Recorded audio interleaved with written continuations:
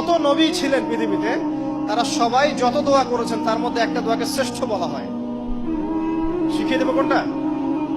সেটা হলো লা ইলাহা ইল্লাল্লাহ ওয়াহদাহু লা শারীকা লাহ লাহুল মুলক ওয়া লাহুল হামদ ওয়া হুয়া আলা কুল্লি শাইইন কাদির। এই দোয়াটা দিনে যে ব্যক্তি 100 বার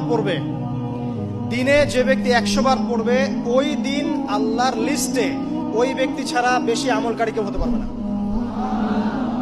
তবে সেই ব্যক্তি ব্যতীত যে এর চেয়ে বেশি পড়েছে, কেউ 200, 300, 500 পড়েছে, তখন সে বেশি র্যাঙ্কিং এ শীর্ষে চলে যাবে আর কি। মিনিমাম 100 বার। আরো ফজিলত হচ্ছে 100 বার যদি আপনি পড়েন, ওই দিন শয়তান আপনাকে স্পর্শ করতে পারবেন ইনশাআল্লাহ, এবং আপনার আমলনামা থেকে 100 গুনাহ মিটিয়ে ফেলা হবে, 100 নেকি লিখে দেওয়া হবে ইনশাআল্লাহ। যত নবী ছিলেন পৃথিবীতে তারা সবাই যত দোয়া করেছেন তার মধ্যে একটা দোয়াকে শ্রেষ্ঠ বলা হয়। শিখিয়ে দেবো কোনটা?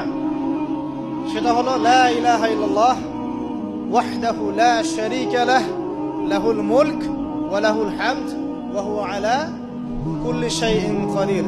এই দোয়াটা দিনে যে ব্যক্তি 100 বার পড়বে, ওই দিন আল্লাহর লিস্টে ওই ব্যক্তি ছাড়া বেশি আমলকারী কেউ হতে পারবে না। তবে সেই ব্যক্তি ব্যতীত যে এর চেয়ে বেশি পড়েছে, কেউ 200, 300, 500 পড়েছে, তখন সে বেশি র্যাঙ্কিং এ শীর্ষে চলে যাবে আর কি। মিনিমাম 100 বার। আরো ফজিলত হচ্ছে 100 বার যদি আপনি পড়েন, ওই দিন শয়তান আপনাকে স্পর্শ করতে পারবেন ইনশাআল্লাহ, এবং আপনার আমলনামা থেকে 100 গুনাহ মিটিয়ে ফেলা হবে,